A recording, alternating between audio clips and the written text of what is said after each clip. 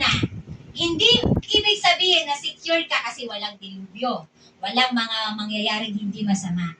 Ito yon. Nandun ka sa sitwasyon na yon. For example, it's raining so hard. The Lord will give you the umbrella. What is that umbrella? His protection. Divine protection. Lulukuban ka niya ng kanyang presensya para sa ganun ay hindi ka hindi ka masasaktan ng yung mga their strength. They will soar on wings like eagles. They will run and not grow weary. They will walk and not be faint. Amen. Praise God. Palakpakan natin ang Diyos. That is a victorious living. You know, huwag tayong maging ibong pipit. Huwag kang maging ibong pipit. Be like an eagle. Yes. Amen. Ano? Yes. The eagle, pag may malakas na hangin, ano lang yan siya, papaibabaw dun sa hangin. And he will just soar his wings. Hihigitan niya yung hangin. Doon siya. So, nandun na sa baba yung malakas na storm. Hinigitan niya. Amen. Gusto ng Diyos, ganyan tayo. Ano daw? And they will run and not grow weary. They will walk and not be faint. Diba? Na siyang walang bahid na dungis at kasalanan. Siyang nagsakripisyo dun sa krus para sa ganun tayong lahat ay makatanggap ng kaligtasan at kapatawaran. Amen? Ikaw nga, sige nga, tayo nga dapat yung napako doon kasi tayo yung makasalanan. Ngunit, nandito isinugo ang kanyang anak, nag-iisang anak na si Jesus, upang lahat tayo ay makaranas. Ito, tinatamasa natin ang buhay ng mga anak ng Diyos. Amen? Hindi lahat ng tao, tandaan nyo ha, lahat ng tao nilalang ng Diyos. Amen. Yan ang totoo. That is the truth. Pero, hindi lahat ng tao nakakakilala doon sa Diyos. Yes. Ha? At nagkakaroon ng relasyon. At pinipiling magkaroon ng relasyon sa Diyos. Oo, maraming nagsasabi, pwedeng may mga kaibigan tayo sasabi, alam ko naman yung Diyos Nagpipray ako, nagdadasal naman ako. Di naman ako nagkakasala, di naman ako pumapatay, di ako nagnanakaw. Pero kumusta yung responsibility mo as your response to the Creator na nagbigay sa'yo ng buhay? Wala na lang ba? Kaya nga meron tayong ganito. Para sa ganun, we take time to worship and give thanks to the Lord. Amen? Sa lahat ng mga ginagawa niya sa atin, abay, pasalamatan natin ng Diyos. Dahil kung alam natin siyang pasalamatan, even at the very little things na nangyayari sa buhay natin, talagang ibubuhos niya ang kanyang kapangyarihan sa ating buhay. Amen? So, eto, pag-aaralan natin how to have a victorious life. So, handa na ba tayo? Gusto niyo ba lahat maging victorious? Amen. Of course, lahat tayo gusto natin lahat mananagumpay. Sabi mo sa sarili mo, I am victorious. I am In victorious. Jesus. Amen. Bakit in Jesus? Kasi sa mundong ito, pwedeng makakamit ka ng mga victory. Diba? Meron, may mga, pwede mong ipagmalaki Diba? Si Carlos Yulo, nagkaroon ng 2 gold. Tama? Sa Olympics. Talaga naman, naging fame siya. Ang dami, milyon-milyon na yung kanyang pera. Nakilala na siya sa buong mundo. Pwede niyang ipagmalaki. O pwedeng, hindi ko na kailangan ng Diyos sa buhay ko. Pwede niyang sabihin yun. No? But you know, hindi ang kayamanan ang makakapagbigay ng satisfaction sa buhay ng isang tao. Ang daming mayayaman. Tama po? Ang daming mayayaman. Pero walang kapayapaan sa buhay. Tama? No, there's no peace. May peace, kinakain lang nila. Piniprito yung peace nila. Fish. Fish fillet. Fish tilapia. Alam niyo, kaya nga, tinuturuan tayo how to become victorious in the Lord. Amen? So, praise God. So, handa na ba kayo? So, sa Isaiah, sabing ganon. Okay, babasahin ni Kian. Sige anak, magbasa ka. Basahin mo yung Isaiah. Okay, maganda yan, yung meron tayong participation.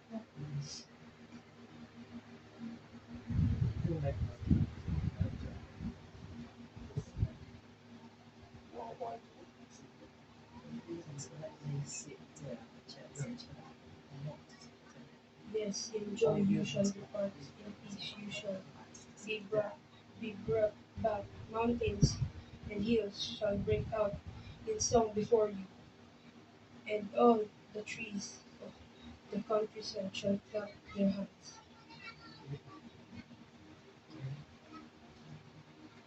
$55.12 na. Yan. So, sabing ganon, no, in the ESV version,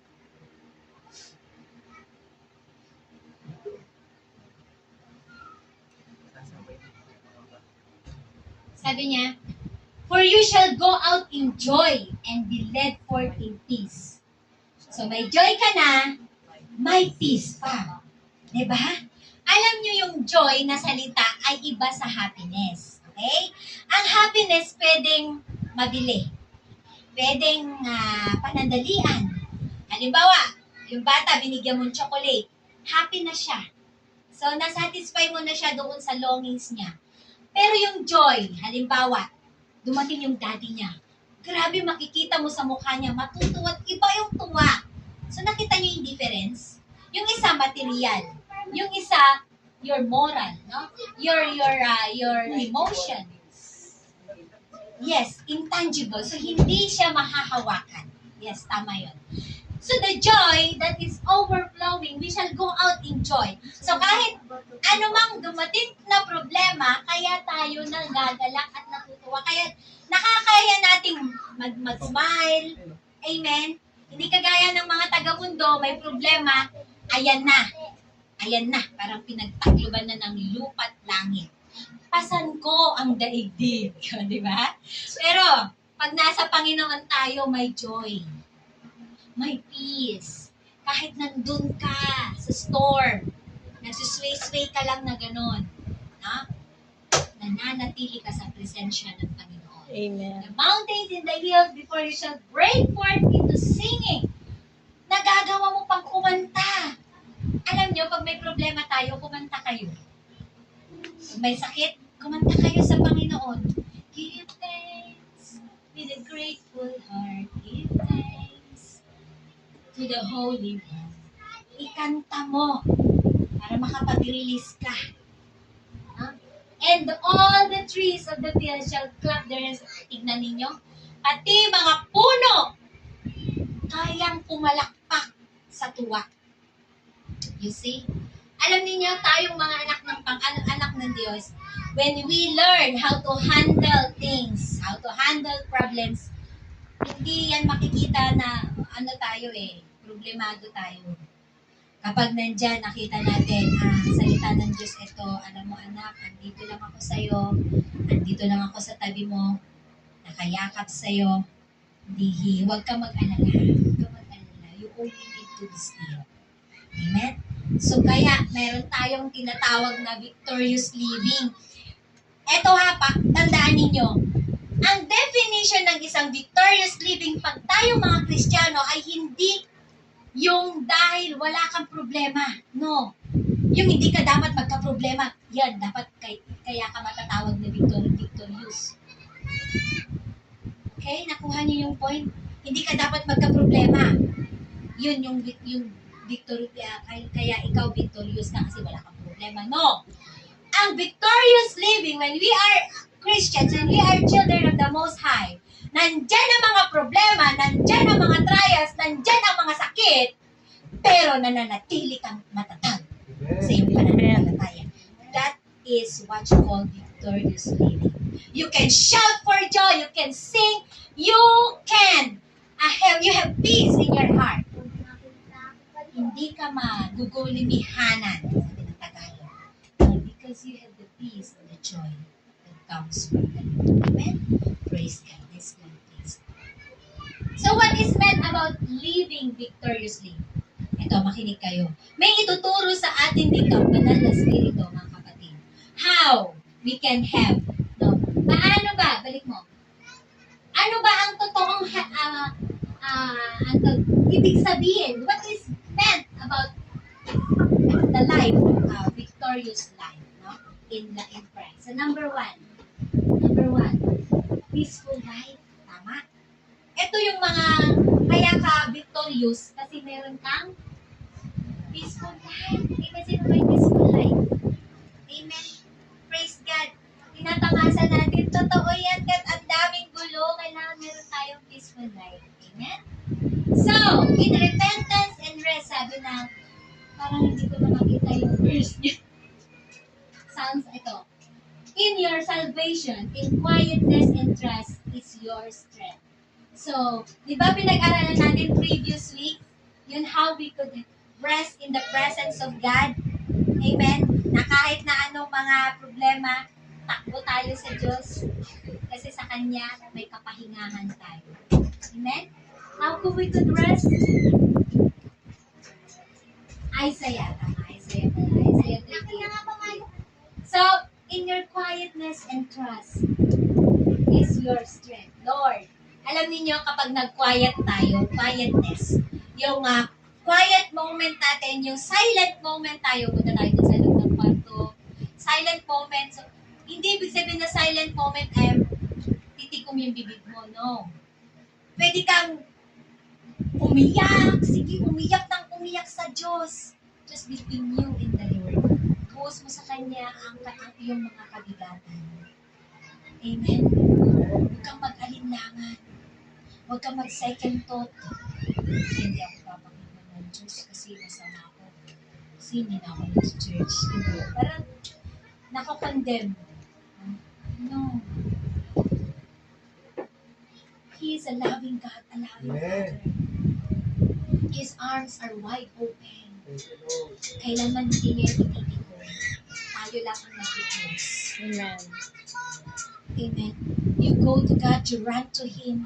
Don't run away from Him. Run towards Him instead.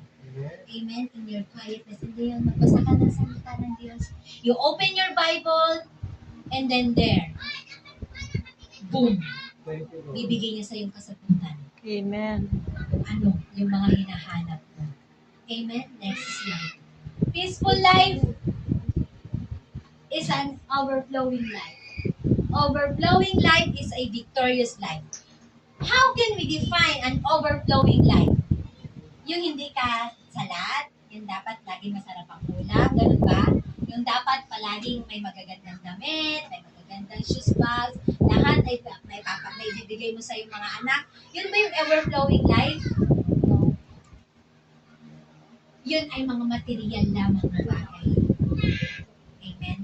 At alam niyo, pag nasa Panginoon tayo, you know, you remember the life of Job when Satan, it's not God it's Satan took away all of his possessions.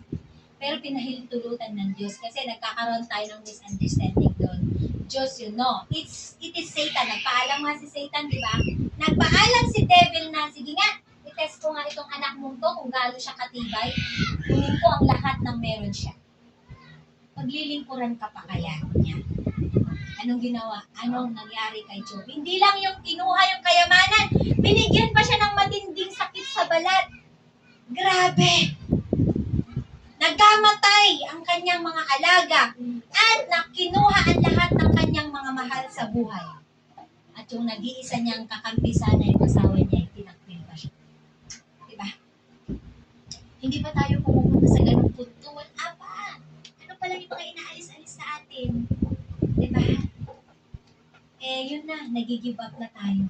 How much more kung nandun na tayo sa kalagayan niyo?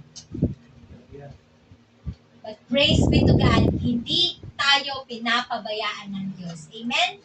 Praise God. So, overflowing life meaning that the presence of God, His mercies, His grace, and His love is abundant in your life. Di ba yung kanta natin kanina, gaya ng dagat na di napapagdal sa pag-alon, puso ko ay sa'yo ibibigay, ay magmamahal sa habang panahon. Alam niyo yung dagat, pag umaalon yan, walang tigil. No? Walang tigil ang alon ng dagat. Ang panalangin ko mga kapatid, ganyan sana.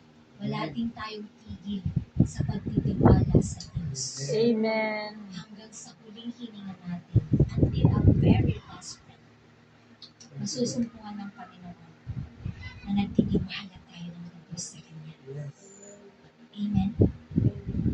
Not by might, Lord, not by power, but by your Spirit. Yes.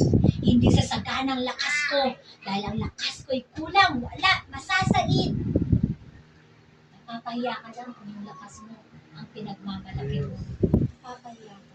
Amen. Pero kung ang lakas ng Diyos, ang taglay natin, kailan may hindi tayo mapapahiya. Malapakan natin ang kanyang overflowing life. If anyone thirst, let him come to me and drink. He who believes in me, as the scripture has said, out of his heart will flow rivers of living water. Grabe, living water. Yung mag-uumapaw sa'yo. Amen? Lumapit tayo sa Diyos. Pag tayo'y nauuhaw, ano yung mga kinauuhawan natin? Sometimes, kulang tayo sa atensyon, pagmamahal. Kasi, yung mga ine-expect natin ng mga taong magmamahal sa atin at mag-aarog at magpapahalaga sa atin, sila pa ang mag-fail sa atin. Sila pa ang mananakit sa atin. Pero sabi ng Diyos, lumapit kayo sa akin. Come to me and drink. Dahil ang bukal ng tubig na meron ako ay flowing, living water. Buhay na tubig. Alam niyo, when the Israelites are having their journey, no, nung aalis sila, pupunta sila dun sa lupang pangako. Alam niyo yung kwento? When they are going into the promised land. Diba? Nung nandun sila sa wilderness, sa kanya, humihingi sila ng tubig, diba? They're asking for water. Nauuhaw na kami. Diba? Ano yung ginamit doon? No? May bato na tinusok, no? Ni Moses. So, sabi ganun, ano ba kayo?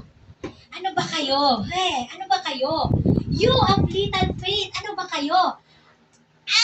Pakababaw naman ng pananalig ninyo. Sinasamahan. Andito na ako. Binigyan ko na kayo ng pillars of light, ng clouds in the night, ng pillars of light in the morning. Andyan na. Pinabaan ko kayo ng pagkain, ng manna from heaven.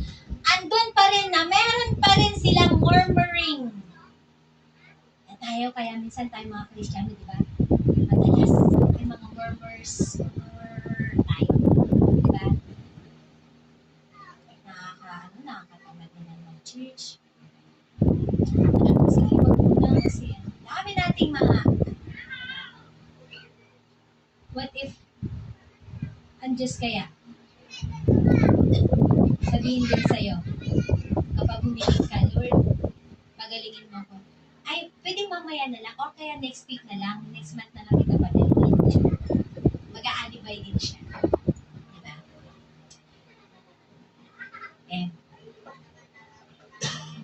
Diyos siya eh. Hindi niya pwedeng gawin yan sa atin. Amen? Kaya grabe yung pagmamahal ng Panginoon sa atin. So, how will we respond to that love? Praise God. The overflowing life, may living water. No? Uminom ka na lang. Inumin mo para hindi ka magkulang. Take it, drink it, para hindi ka na, forever ka nang hindi mauuhaw. Amen? Amen? Oh, so, may mga kauhawan tayo. You come to God, come to Him. Bibigyan ka niya ng living water. So that is an overflowing life. That is a victorious living. Joel 2:28, sabi niya, and it shall come to pass afterward that I will pour out my spirit upon all flesh. And your sons and your daughters shall prophesy, your old men shall dream dreams, your young men shall see visions, and also upon the servants, hallelujah, and upon the handmaids in those days will I pour out my spirit. Alam niyo ba that we are now in the last of the last days? Gusto natin na ibuhos ng Diyos sa atin ang kanyang kapangyarihan. You seek Him. Kasi sabi niya, in the last days, sabi niya, I will pour out my spirit if you will seek Him. Yes. Amen? Kung hindi tayo magsasawa na hanapin ang kanyang kalooban sa buhay natin. And also to His servants, ibuhos niya ang kanyang kapangyarihan. Amen? So dapat maging handa tayo na kakalagyan ng kanyang kapangyarihan. Amen? Handa ba kayo? Amen. Alam nyo yung ipapatong nyo lang yung kamay nyo doon sa kapatid na may sakit. Tapos, magsasabi siya, umaling na ko, wala na yung sakit. That is kapangyarihan ng Panginoon in the last days, ganyan. Yung papatong mo lang yung kamay mo doon sa mayroong na possess na mga espiritu ng mga masasamang demonyo at magtalsikan ang mga demonyo. Ganun yung kapangyarihan na ibibigay sa atin ng Diyos. Amen? I will pour out my spirit upon my people. Amen? Praise God. Gusto natin yun. That is a victorious living. Amen. Praise God. Overflowing life. Amen?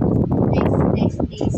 Sa ibang translation yan, sabi niya, in the last days, at in Acts, ganun din, parang same content siya ng verse, pero ito kanina doon sa Old Testament, John, sa Joel. So ito naman ay nasa New Testament because it is in Acts chapter 2, 17-18. Sabi niya, in the last days, God says, I will pour out my spirit on all people. Your sons and daughters will prophesy, your young men will see visions, your old men will dream dreams, even on my servants, both men and women. So both men and women, I will pour out my spirit in those days, and they will prophesy. Kaya, alam nyo, malakas ang loob ko, mga kapatid, natatayo dito sa harapan nyo. Kasi may mga iglesia na hindi pwede, pinagbabawal ng babae tumayo, maging leader. Pero sabi ng sa access, kung hindi pwede, punitin mo na yung part ng Acts 2. Kung hindi pwede ang babae, kasi sabi niya, both men and women No? So, huwag tayong palilin lang sa mga ganong katuruan, mga kapatid, na dapat lang daw lalaki ang tatayo sa harapan. No? Gender doesn't matter. No? Both men and women, I will pour out my spirit in those days and I will prophesy. Alam nyo, maraming mga propesiya ngayon. Diba? Dati na-share ko sa inyo si D. Jacobs na prophesy over Philippines. That was 2001 na magkakaroon ng dilubyo. Magkakaroon ng mga plagues. Tingnan nyo, nagkatotoo yung pandemic. That is plagues kasi sakit yun No?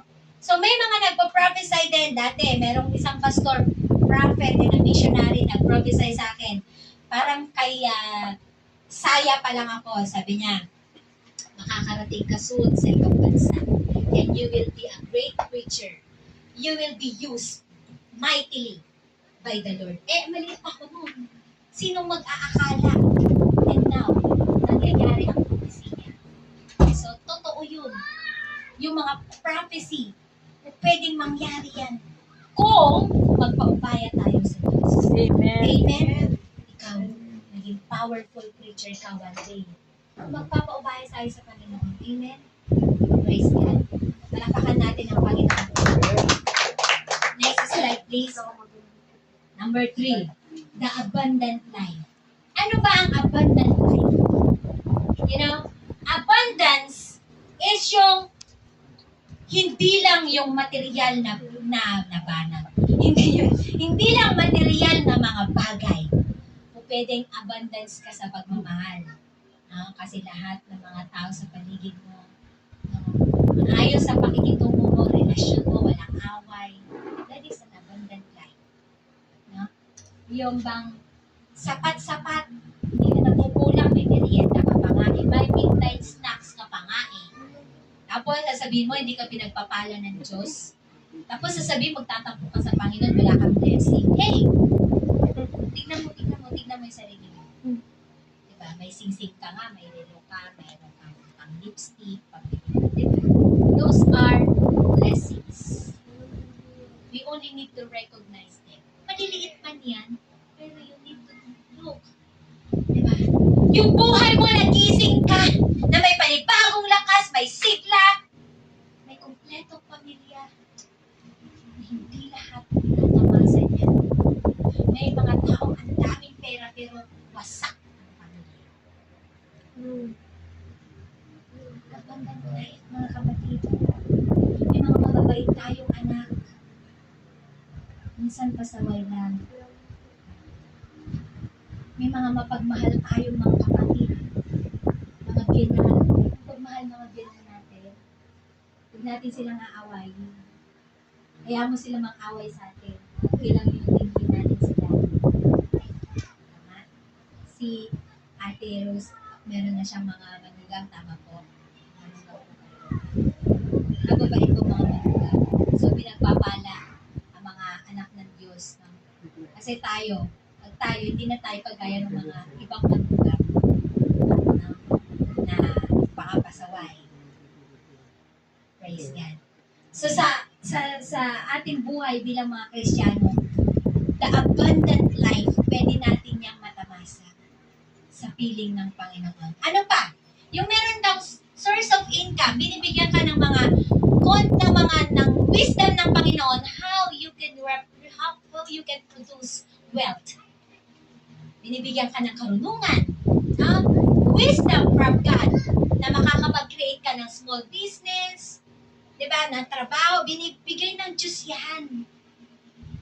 Kahit konting kita lang, bigay yan ng Diyos. No? Binibless niya nga, diba, He will bless the work of your hands. Ano ba yung mga ginagawa ng mga kamay-kamay na yan? Kalim-kalim man yan, pangit man yan, buko-buko, diba? Ano man yung mga ginagawa ng kamay na yan? Pagpapalain ng Diyos. He will prosper it. Alam niyo salitang prosper? Prosperous. Grabe. Siksik, liglig, at umaapaw. Yan yung buhay na meron tayo sa piling ng Diyos. Amen. Amen. Amen. Wala man tayong milyon-milyong mga salapi. Pero hindi kailangan pwedeng bilhin ng milyones. Ang joy, ang peace, hindi yan pwede. Pero mga mayayaman yung hinihigaan na nila yung kanilang pera dahil takot na takot sila. Mawalan. You know? Grabe. Pero takot tayo, takot pa ba tayo mawalan? Natin, G? No. Diba? Ako, nabuhay ako, no? Na bilang isang anak ng pastor, both parents, mother and father, nakita ko ang buhay ng mga pastor. Noon ngayon, mga pastor ngayon, talagang pinagpapala na. Amen. Dati, grabing sacrifice ng mga pastor noon, naglalakad kilo-kilometro para lang ma-share ang gospel. No? Ngayon, very easy lang. Pero, of course, we don't need to compare the past and the present. Kasi ganyan naman magpapala ang Panginoon. He will. Talagang itataas niya tayo. Tataas niya tayo. Amen? Amen? Diyos ang magtataas sa atin. Hindi ang tao, hindi tayo ang magtataas sa ating mga sarili. Praise God. Praise the Lord. So, the abundant life, I have come, sabi ng John 10:10, itong sabi ni Jesus, no? I have come that they may have life and that they may have it more abundantly. Grabe, more na nga, abundant pa. Sabihin, sobra-sobra. So, ang Diyos natin ay sapat pa, higit pa. Ang Diyos ay sapat at higit pa. Amen? Napag-usap ko last Thursday yata doon na the God that I have that I serve is the God of abundance. Ang Diyos na meron ako, ang Diyos na pinaglilingkuran ko ay sapat at higit pa. Amen? Higit pa. Diba, naranasan nyo na ba yung nag-expect tayo ng blessing, tapos yung dumating ay higit-higit pa? Naranasan nyo yun? Lagi natin naranasan natin yan. At gusto ng Panginoon, maranasan natin yan! Amen? Amen. Maranasan natin ng paulit-ulit. Amen. Hallelujah! Take it, receive it, claim it. Amen? By faith. Gamitan mo ng iyong pananampalataya. Amen? Huwag tayong, yung konting problema lang yung isang balikat na no? Stand still. Stand firm. Sabi ng last week, di ba? Immovable. Hindi tayo dapat ma-shake ng mga pagsubok. Amen? Praise God. Behold, I will bring to it health and healing. Praise God. And I will heal them and reveal to them abundance of prosperity and security. Praise God. Amen. Jeremiah 33:6. Ang ganda. Ang ganda. Ito, pagkakalooban kita, ibibigay ko sa iyo ang kalusugan, ang kagalingan, and I will heal you, and I will reveal to you abundance of prosperity and security. Alam niyo, yung security na salita, hindi yan yung todo na dapat gwadyado ka, no? Ito na dapat handado lahat, no? Ito yung sa mundo kasi nakakatakot na, no? Di ba? Yung kahit gaano ka ka-secure, mapapasukan yung bahay mo, dami, kahit may CCTV ka na, wala na. Ganon titingnan na yung CCTV, no? Yung mga magnanakaw. No? You know, in the hands of God, we have security. We are Amen. secure in the hands of God. Ganito yon.